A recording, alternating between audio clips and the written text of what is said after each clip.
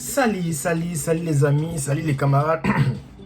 Euh, Vivre légalement aux États-Unis, de touriste à l'étudiant. Donc je vais un peu répéter, on va un peu parler aujourd'hui de vivre légalement aux États-Unis, des touristes à l'étudiant. Donc ça dit tu étais touriste et puis tu vas devenir étudiant. Donc il y a beaucoup de gens qui font des erreurs ici. Quand vous venez avec le visa de tourisme ici et puis vous devenez illégal. Alors il y a beaucoup de gens qui sont venus avec le visa de tourisme sont devenus illégaux. Il y a aussi des gens même, il y a aussi beaucoup de gens. Ils n'étaient pas vraiment qualifiés pour demander l'asile ici, mais ils demandent parce qu'ils n'avaient pas d'autre option. Parce qu'on lui a dit que la seule moyen de rester ici, c'est faut demander l'asile. Or, ce n'est pas ça. Ce n'est pas ça la seule façon de rester ici, il faut demander l'asile. Alors, quand tu viens ici avec un visa de tourisme, il y a un moyen que tu puisses devenir étudiant ici aux États-Unis. Mais comment tu vas devenir étudiant ici? Alors, premièrement, je veux d'abord vous dire les avantages d'être étudiant ici aux États-Unis. Alors, si tu es étudiant ici aux États-Unis, tu as la possibilité d'avoir le permis de conduire, hein, le permis de conduire. Avec ça, tu seras vraiment légal ici parce qu'avec ça, tu peux conduire la voiture partout là où tu veux. Avec le permis de conduire, tu peux faire beaucoup de choses avec ça parce que tu as le permis de conduire ici. C'est comme une identité pour toi ici aux États-Unis. C'est parmi aussi les documents légaux hein, ici aux États-Unis quand tu as le permis de conduire. C'est aussi parmi les documents légaux ici aux États-Unis. Alors, premièrement, il faut commencer avec les cours d'anglais. Et les cours d'anglais, ça peut être les cours d'anglais. Souvent, c'est avec les cours d'anglais parce que le moins cher, c'est le cours d'anglais. Et puis, tu vas commencer avec le cours d'anglais. Et puis, après le cours d'anglais, tu peux aussi aller à l'université. Alors, il faut... parce qu'il y a quelqu'un qui m'a demandé, maintenant, si tu es venu avec ta femme et 3 enfants pour faire le tourisme ici, tu veux rester ici. Et puis, comment tu vas faire pour... étudier, moi je vais faire l'anglais et je vais payer l'anglais pour tous les enfants et ma femme, moi aussi ça sera vraiment beaucoup d'argent, je ne saurais pas payer ça. Alors ici aux États-Unis, il y a ce qu'on appelle, comment on dit ça en français, les dépendants quoi. Donc toi-même seulement qui est en train d'étudier le cours d'anglais, donc tu vas demander, je vais arriver là-bas. Comme tu étudies les cours d'anglais et d'autres enfants aussi vont avoir la green card à travers toi parce qu'ils dépendent de toi. Ils ne peuvent pas rentrer en Afrique parce que toi tu es ici, toi le parent tu es ici, toi la maman tu es ici. Et d'autres enfants, même s'ils restent à la maison, mais ils auront leurs documents parce que tu veux venir étudier avec tes enfants. Donc tu veux venir faire le tourisme et tu veux venir aussi étudier avec tes enfants. Alors, la première des choses qu'il faut faire, parce qu'il faut d'abord rentrer vraiment au début. Tu es partout au monde, tu as eu ton visa pour venir visiter les États-Unis. Et puis quand tu arrives ici, il faut compter plus ou moins 3 mois. Il ne faut pas faire ça avant parce que si tu viens en janvier et puis tu pars demander ça en janvier, on va dire non, tu n'es pas venu faire le tourisme. Tu veux venir avec vraiment l'intention vraiment de rester aux États-Unis. Et puis ils n'acceptent pas ça. Et ton dossier peut être refoulé, il faut respecter les 3 mois. Tu viens ici pour visiter les États-Unis pendant 3 mois. Mais moi, je suis venu pour visiter les États-Unis pendant 2 mois, 1 mois. Ok, la première des choses de faire ici, il faut extender, c'est quoi en français? Il faut prolonger ton visa. Alors, prolonger, tu vas remplir un formulaire de prolonger le visa. Parce que tu vas faire 1 mois, mais tu veux encore augmenter encore le temps. Il y aura un formulaire que tu vas prolonger ton visa. Et en même temps que tu vas prolonger ton visa, tu vas aussi demander changer ta statut, hein, les statuts si je peux dire, changer les statuts, ton statut, et tu vas sortir du statut de touriste au statut d'étudiant, parce que tu vas prolonger d'abord ton truc. Tu peux aussi, parce qu'il y a une demande qu'on fait, tu fais la demande à l'immigration, parfois on te dit non, on a reçu ta demande, on va traiter. Pendant ce temps-là, mais mon visa est expiré, maintenant je suis resté. Pendant qu'ils n'ont pas encore répondu hein, à ta demande, tu ne seras pas illégal, même si ton visa expire. Tu ne seras pas illégal parce que tu es en train d'entendre qui puisse te répondre. Donc tu dépends de l'immigration maintenant. Tu ne seras pas illégal parce que tu es en train de dépendre. S'ils trouvent que non, c'est inacceptable, ils ne peuvent pas accepter ton cas, on va leur dire, mais sinon, c'est fini le tourisme, tu peux rentrer chez toi, là, il n'y a pas de problème. Mais s'ils acceptent, souvent ils acceptent, il faut le faire vraiment avec beaucoup de sérieux. Quand ils acceptent tout ça, et puis on va pousser ton visa de 1 mois, 2 mois, 3 mois pour peut-être 1 année, je ne sais pas, ça dépend des même 6 mois. Et puis ça va te donner le temps maintenant de faire maintenant l'inscription pour faire les cours d'anglais. Il y a beaucoup d'écoles, la plupart des écoles demandent aux environs $1 600 pour le formulaire, tout ça, et faire beaucoup de formulaires de l'école pour commencer à étudier l'anglais ici. Et c'est vraiment ça, comme je disais, que tu ne seras pas obligé d'inscrire tes enfants aussi. L'anglais, ce n'est pas un problème, tu peux aussi inscrire tes enfants si tu as de l'argent, mais si tu n'as pas d'argent, tu ne seras pas obligé d'inscrire tes enfants.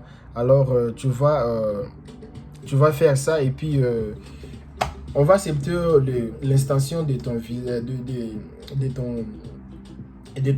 et puis tu vas faire l'inscription à l'école pour commencer l'école. Et puis après ça, et pendant ce formulaire-là, on va demander beaucoup de choses. Il faut aussi avoir des photos là où tu as visité. Ça coûte rien, tu es à Miami, tu as un peu les photos. On va demander des photos des choses que tu as visitées.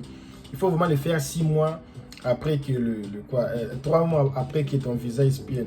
Et il ne faut pas aussi attendre que ton visa expire aussi. Si tu as le visa de 6 mois, il ne faut pas attendre que 6 mois puissent terminer pour faire ça, parce qu'on va croire que tu n'es pas vraiment très préparé.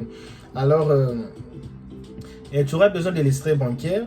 Ah, mais moi je suis plus là-bas en Afrique, non. Même l'extrait bancaire de quelqu'un qui est ici, mais souvent aussi c'est aussi quelqu'un qui est là-bas en Afrique. Ça, ce n'est pas forcé.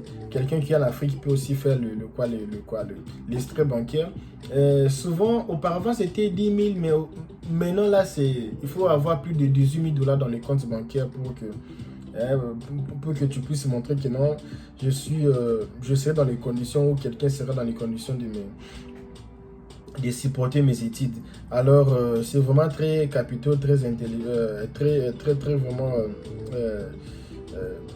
donc, très important de savoir ces bases ici. Et puis, quand tu vas commencer l'école, tu vas étudier et puis tu auras ta green card des étudiants avec ça. Sauf que maintenant, la différence, c'est quoi? Venir avec les visas de tourisme, c'est un peu plus facile que venir avec les visas d'études. Parce qu'avec les visas d'études, c'est vraiment encore difficile. Et le mal avec, si tu changes les visas de tourisme pour les visas d'études ici, c'est que je sais que tu peux plus retourner en Afrique. Tu vas retourner en Afrique dès que tu auras fini tes études, tu retournes une fois pour tout. Tu seras seulement ici. Oui, tu seras seulement ici. Mais avec le visa d'études que tu veux venir avec ça chez vous en Afrique, là maintenant tu peux tout faire.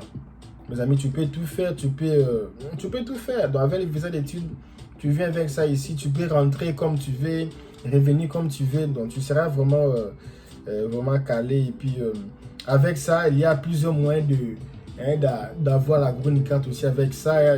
Il y a beaucoup de facilités. Donc le mauvais qui est là est que tu restes illégal. Quand tu es déjà illégal, c'est mauvais, mais quand tu es déjà dans le bon, tu peux aussi avoir ta green card, et déjà avec ça tu auras une green card. Donc c'est un peu ça. Et tu peux un jour aussi changer le visa d'études pour le visa de travail. Et donc tu peux toujours rester ici. Oh non, c'est difficile, on va me compliquer. Oui, je sais que les Africains aiment toujours compliquer, les gens aiment toujours compliquer. Donc, si tu vois que tu n'as pas quitté l'Afrique pour demander l'asile ici, il ne faut pas le demander, parce que tu n'es pas pour venir demander l'asile. Tu voulais rester ici, étudier ici. Donc, ce sont les règles que beaucoup de gens font. Beaucoup des Africains ne savent pas ça. Et 60% des Africains seulement demandent l'asile ici, même s'ils n'étaient pas obligés de demander ici.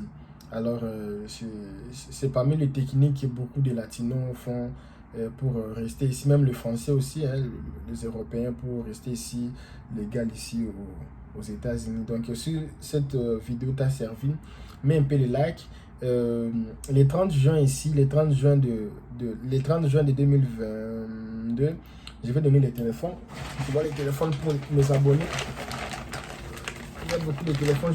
J'ai toujours montré les téléphones. Il y a toujours beaucoup de téléphones sur LG. Donc, si tu es abonné sur ma chaîne, le 30 juin, je vais faire une sélection sur mon Instagram. Et puis, je vais choisir la personne qui va gagner. Ça sera beaucoup des hommes. Et il y a aussi les mamans qui ont beaucoup déclaré qu'ils aussi veulent elle veut aussi gagner aussi les téléphones. Donc, je vais aussi donner les téléphones pour elle. Donc, c'est un peu ça. Je vous dis merci pour votre fidélité. Il y a beaucoup de mes amis, surtout les Gabonais, me suivent beaucoup. Il y a les Gabonais, il y a aussi les Burkinabés, me suivent beaucoup. Il y a aussi un Burundais qui m'avait dit, tu n'as pas cité Burundi, vous me suivez beaucoup. Il y a les gens de Madagascar aussi qui me suivent aussi. Il y a les gens de la Côte d'Ivoire, les gens du Cameroun, Congo-Kinshasa, Congo-Brazzaville. Il y a aussi les gens de Gabon, j'ai déjà cité Libreville. Il y a aussi les gens de Bénin aussi, Cotonou là-bas. Il y a aussi les gens de... Quels sont les gens qui me parlent là? Il y a aussi les gens de l'Afrique du Sud aussi qui me suivent. Ah, il y a aussi les gens en France aussi. J'ai aussi reçu un message d'une sœur là en France, tout ça. Il y a aussi les gens en Suède. Il y a aussi les gens en Norvège. J'ai aussi écouté. En Suisse aussi, quelqu'un aussi m'a envoyé un message. Et en Chine, il n'y en a pas qui...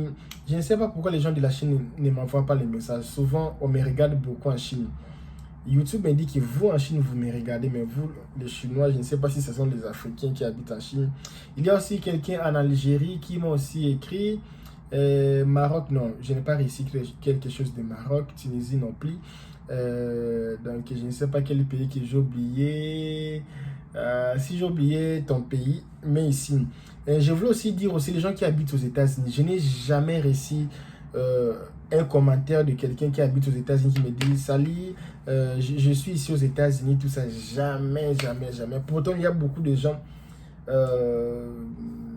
30% des gens qui me suivent sont ici aux États-Unis, mais jamais j'ai reçu les messages des gens qui sont ici aux États-Unis. Donc, je ne sais pas pourquoi les gens qui habitent ici aux États-Unis ne mettent jamais des commentaires, même des likes. Ils n'aiment pas liker, ils n'aiment pas mettre les commentaires. Je ne sais pas c'est quoi. Ils ont peur de mettre les likes, je ne sais pas. Ils ont peur de commenter, je ne sais pas. Donc, parce que j'ai aussi besoin de donner aussi les cadeaux pour les gens qui sont ici aux États-Unis. La lumière est déjà partie, le temps est fini. Merci beaucoup les amis. Abonnez-vous sur ma chaîne. On se voit demain. Ciao.